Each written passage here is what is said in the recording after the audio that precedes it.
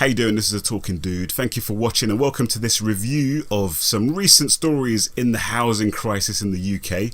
Hopefully I can make this a fairly regular feature where I kind of delve into some of the recent stories that have come out, showing how stark the housing crisis is here in the UK, how deep-seated it is, and also just kind of really trying to encourage people to accept that the housing problems in this country are probably the top priority for us to sort out.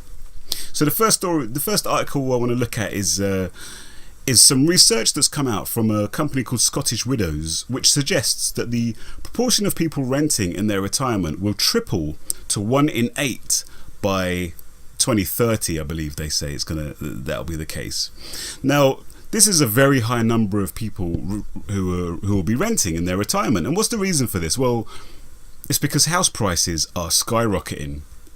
House prices are so high at the moment that, particularly in places like London and the southeast, it's extremely difficult to buy a house. To be able to get the size of a loan that you need to buy a house is extremely difficult. Coupled with that, the reason that it's extremely difficult to buy a house is because wages are not keeping up with house price inflation. Now, why does this matter? Well, people who are renting are at the mercy of movements in rental prices. And of course, in London, rents are very, very high. This means that people who are, of course, when you retire, you're not really, you haven't got a salary coming in. That's the whole point of being retired. The state pension is extremely low, nowhere near enough to live on, really and truly. So, but at the same time, the problem is that a lot of people aren't really even putting money into their own private pensions as well, for various reasons. And as a result of that, these people, they're not going to starve. Thankfully, in this country, we do have a safety net system. And what the Scottish Widows research estimates that there's a £43 billion gap between people's savings and what their rental bill will be in their retirement. In other words, they put it another way. They said that that's more than 1/3 of the annual National Health Service budget. And what's going to happen? Well, someone's going to have to fill that gap, and that's going to have to be the government, the state, and of course that means the taxpayer. So there's going to be a huge increase in the welfare spending, i.e. on housing benefit. So what we're seeing here is that soaring house prices are creating insecurity for people later in life, putting a squeeze on the future welfare bill, while admittedly enriching a few landlords. Now, following on from that, talking to landlords, that another story that I saw, which I found really interesting and shocking actually, was a story in a magazine called Inside Housing, and it looked at basically one of the reasons for the rise in pensioners who are renting is that there's a relative lack of social housing provided by the state.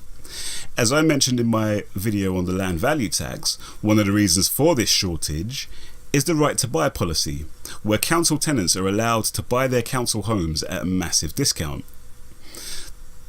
The magazine Inside Housing recently did some research on what has happened to council homes sold since 1980. They looked at 111, I think it is, local authorities, which apparently accounts for about 2/3 of the social housing volume.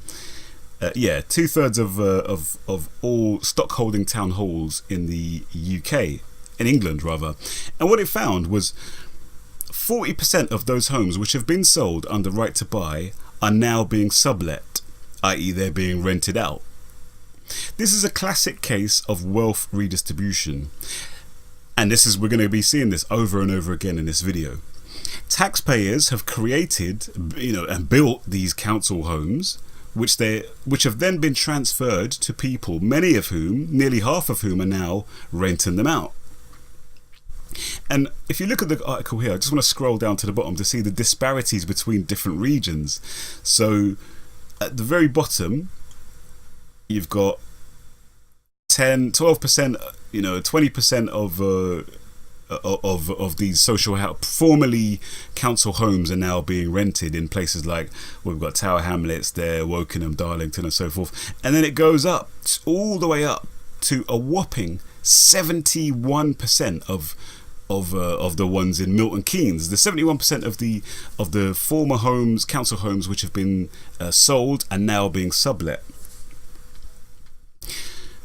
The report points out that private rental prices tend to be much higher than council rents. And again, a lot of the people renting will be pensioners, but also other low earners as well. And what's going to happen is because they're having to rent in these homes which were formerly council homes, they're not going to be able to afford the rent because they're paying private, the private rates of rent. And thus, what's going to happen? Well, again, the taxpayer is going to have to foot the bill through the welfare, through housing benefit. And let me get this straight. I don't blame these people. I've really kind of shifted a lot in my the way I look at welfare, because what I've realised is that for all the scrutiny that's put on the people at the bottom who are on welfare, I'm realising more and more, particularly in the area of housing and land, is that there's a massive amount of welfare taking place for the rich, welfare for the wealthy, redistribution from the majority to a minority. And this is what we're seeing here with Right to Buy, is that, for those lucky enough to have bought their council homes, now they're able to sublet them and use them as a source of income. The whole idea was supposed to be that they would live in those houses and own their own homes, but unfortunately an increasing number of these homes are ending up being rented out.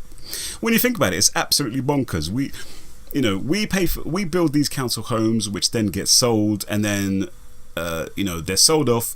People who bought them are able to use that as a source of income and to enrich themselves, while those who are renting, or those who are unable to afford to be able to rent social housing because of the shortage of social housing, then have to go to rent privately, and we the taxpayer now have to we're paying doubly because we have to then pay housing benefit to people who are in this situation, including pensioners, as I've said. Now, earlier this week, a story came out with regard to one of the biggest housing developers in the UK called Persimmon. The chairman of this company quit following a backlash relating to bonuses. The bonus wasn't actually his own. Rather, he quit because he was involved in setting up a bonus scheme and had failed to put a cap on the amount that people could be paid.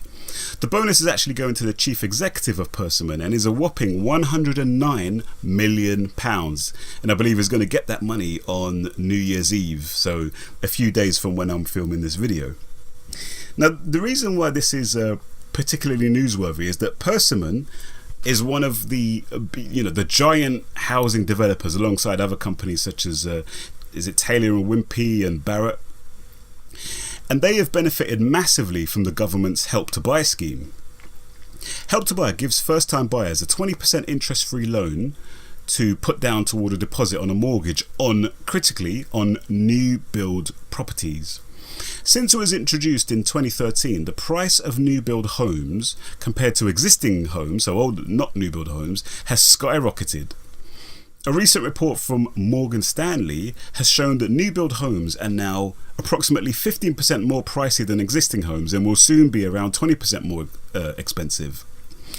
So, and that 20% perfectly matches the proportion, that the Help to Buy kind of interest-free loan.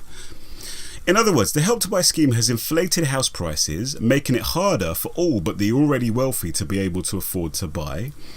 And in doing so, it's lined the pockets of developers such as Persimmon, enabling them to, amongst other things, pay these astronomical bonuses, £109 million to one person.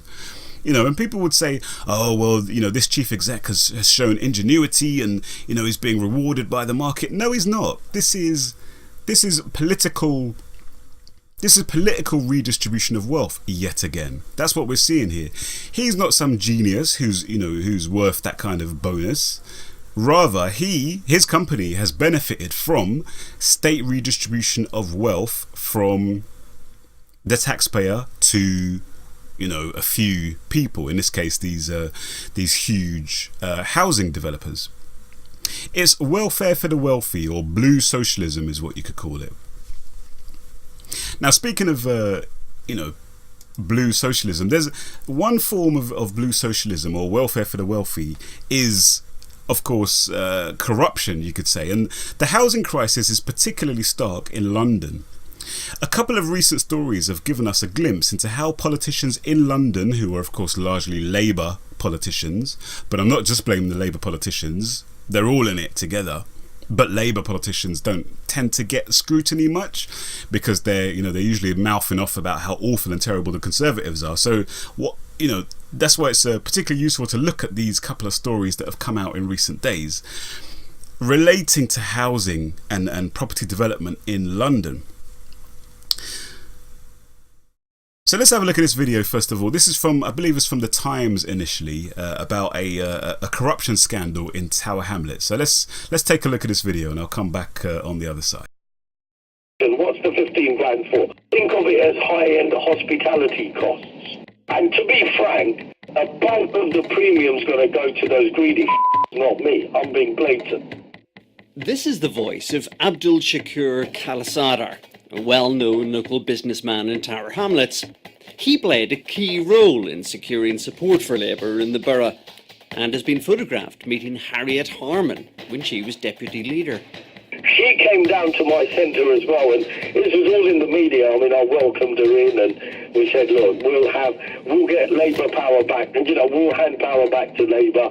We had ministerial visits. I had the national NEC, all the top wigs or top brass of the Labour Party were coming to my place, etc., etc. He was also involved in a proposed £500 million property development to build one of Britain's tallest skyscrapers. The Sunday Times has obtained a secret recording which now plunges the Labour Party into a corruption scandal over that property deal. The tape catches Khalisadar demanding a multi-million-pound bung, allegedly on behalf of Labour politicians, in return for granting planning permission to the property developers. In the recording, Khalisadar describes how he was introduced to the developers by Sharia Khatun, who was then Labour Deputy Mayor of Tower Hamlets. His nickname is Shucks. She said, and by the way, I've asked Shucks to come in, and she gave him a glossy sort of introduction about myself, and then she said, I know you're struggling and he can help you. Khalisadar then lays out the detail of the bribe offer. He's upfront about the cost. At a premium of £2 million and basic agency fee of £15,000 per month plus VAT.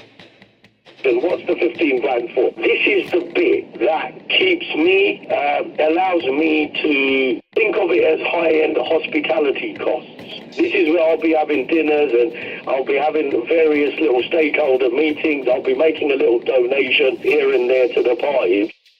The deal proposed is a lump sum of £2 million, which he claims will be paid to various officials and includes his agency fee. He claims the payment would ensure that land the developer was buying would get the planning permission after the purchase. Khalisadar then goes into detail on his role. Yep. So whilst we are seen to be a lobbying group, that's essentially how we will go about our business. Like we are a lobbyist group, we're lobbying certain members to try and improve this development. But of course then there's the additional bit that we'll be doing behind the scenes. And this is where the premium covers that. And to be frank, a bulk of the premium's going to go to those greedy not me. I'm being blatant. If you evenly split it between 4 people, can you see, there's a fixed amount divided by 4. You get £500,000. Then he talks about how he says the system will work. The site doesn't have planning on it. As soon as you buy, your team will have to put the application in. And the gatekeepers will bless it. End of. He claimed the gatekeepers are the councillors who would share the bulk of the money for passing the planning application without question. Well, It's elected members, politicians that have a show of hands. You have 7 people. In this case, it's about 7. If you take out the deputy, it's 6 key votes. 6 elected members that have been elected by people, the public. And Kalasadar claims that this is not the first time this sort of arrangement has happened in Tower Hamlets. I'm not able to speak to all of them at the same time. It's the way they keep themselves protected. Do you know what I mean? They play musical chairs. I'm just a buffer. I'm just a buffer between these politicians and the private sector. If hits the fan, then everyone else will die. I think these it's the same people that have been in power and for the last 10, 15 years. You've got to understand, they change seats, they wear different hats, but they've consistently been in power. Don't think for one moment that you're the first establishment that they've done this with. No, if you listen to their language and their acumen, that tells me they've done this before. So what a fascinating video. I mean, you can see the guys. That dude is kind of backed out and said no, I've acted properly and blah blah blah. You can read his statement on the screen there, but it gives you a real insight into how this whole system works. You know, I'm from London, and London has changed beyond recognition over the last, well, the time I've been there, but certainly particularly over the last 20 years, since the Tony Blair era.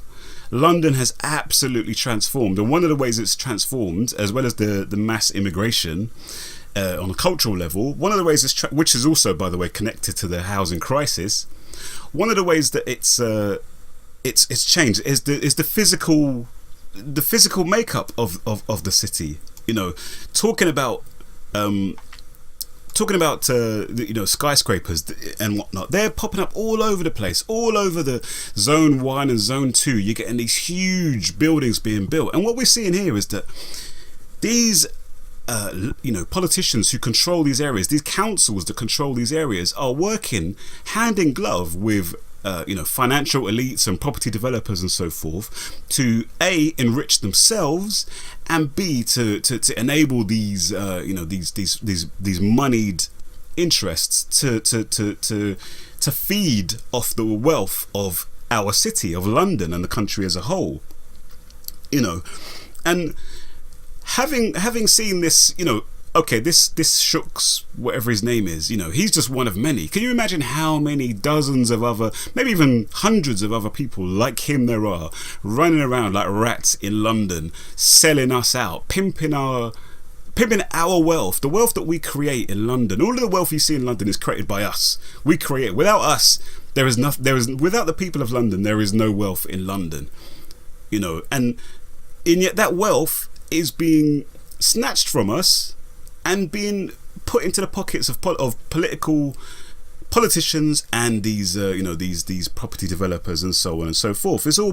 They're all in it together, pillaging us, and it's really good. Whoever recorded that, big up yourself for recording that, and watch that story closely, because that is a scandal that's going to surely engulf the Labour Party in that borough there of Tower Hamlets, a borough that I know very well. And having seen that video, now I want to turn to another part of London which I know very well, which is Haringey in North London, in North East London, and this is an area I know very well. Haringey is a very poor area, there's no way to put it. Well, the east of Haringey is very poor, and particularly Tottenham, the areas of Tottenham and around Tottenham and Wood Green, they're really, really poor. Although they're kind of getting gentrified recently, more and more gentrified recently. That's a topic I'd like to discuss in a future video perhaps. And Haringey has been in the news recently.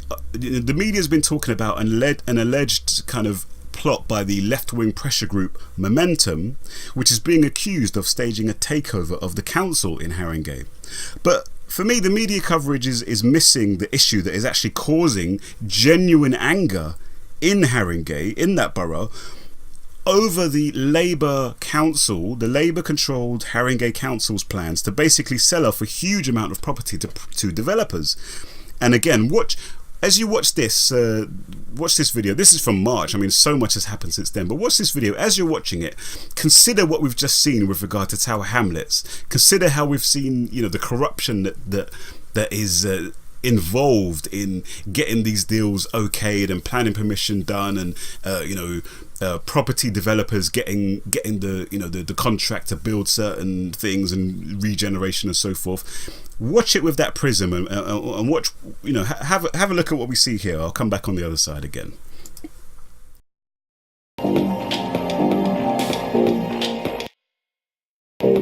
This came together as basically a mixture. Some people from Labour Party, some people from the Greens, some people from communities themselves, some people are involved in a community kitchen. A few of us started to twig, well, hold on, the scale of this is unbelievable. Haringey Council has chosen Lend-Lease as preferred bidders for £2 billion worth of council assets, and that includes land. People's homes, people's sorry about this. This video is buffering. What I'm gonna do, I'm gonna refresh the video. Hope that makes a difference. This laptop, I need a new laptop. If I can make a bit of an income from this YouTube stuff, I'd invest in things like better equipment and so forth. But yeah, let me try and refresh. While I'm refreshing it, as I say, Haringey is a very poor part of North London. It's where, of course, the Tottenham riots kicked off in Haringey in 2011, and this redevelopment that we're looking at in this video relates to areas where the riots kicked off. Broadwater Farm in particular, and also a place called Northumberland Park, which is Northumberland Park, by the way, is bang pretty much across the road from the stadium of Tottenham Hotspur. And that's a whole nother story to tell. Tottenham Hotspur FC, they're building a brand new stadium in okay, there's something wrong with the page here, but what I'll do, I'll talk through the situation. Tottenham Hotspur are building a brand new stadium in Haringey, and I believe there's some real concerns even over that redevelopment. Tottenham Hotspur, of course, is a private company. It's not a fan-owned initiative or whatever. They're based in Tottenham, but they're not.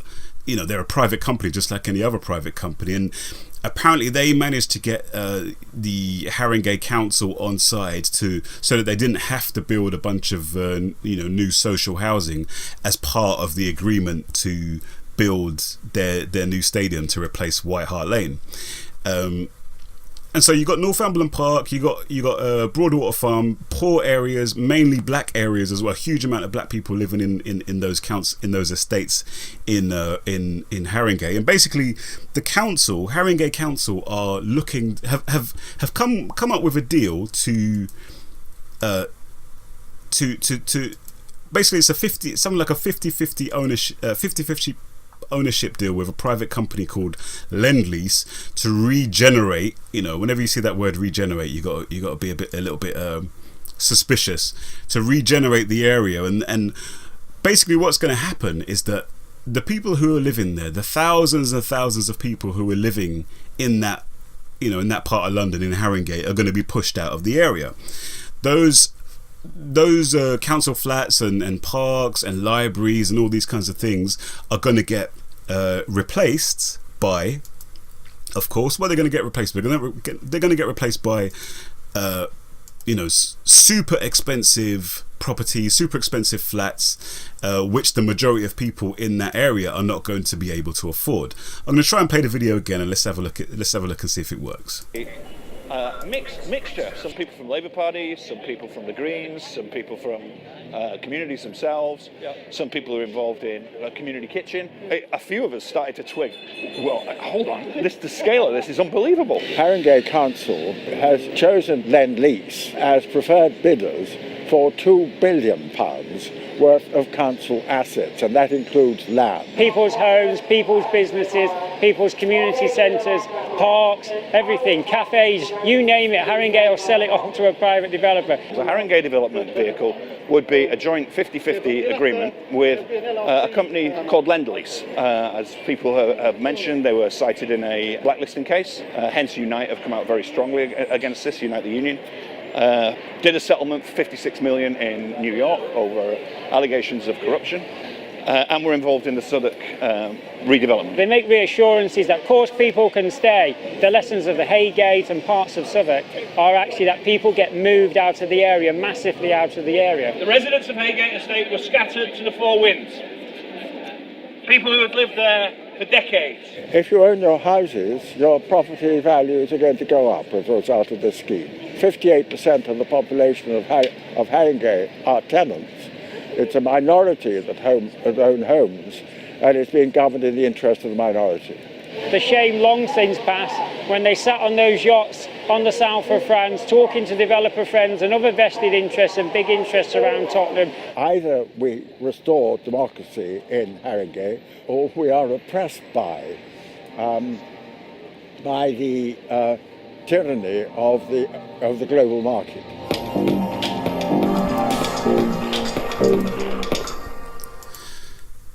It's shocking stuff. It's disgraceful stuff, actually. You know. And let me give you a little bit of a background on my story. I came to this. Well, my parents brought me and my brothers to this country decades ago, and the first place we lived in for 6 years was not too far away. Was in North London. I'll just leave it at that. And we lived in a council estate in a tower block on a 16th floor of a tower block, and so I know what it's like to live in these council estates. I know what it's like to live in these areas, and I've lived in certain of those areas as well in my life at various points. And it disgusts me that these people who live in these areas will get demonized. They'll get called hood rats. I do it as well, and I need to stop doing that so much. But they'll get vilified as being trash. Living on sink estates, welfare scroungers, benefit scroungers, this, that, and the other. But the fact of the matter is that they, more so than the rest of us actually, are being absolutely shitted on by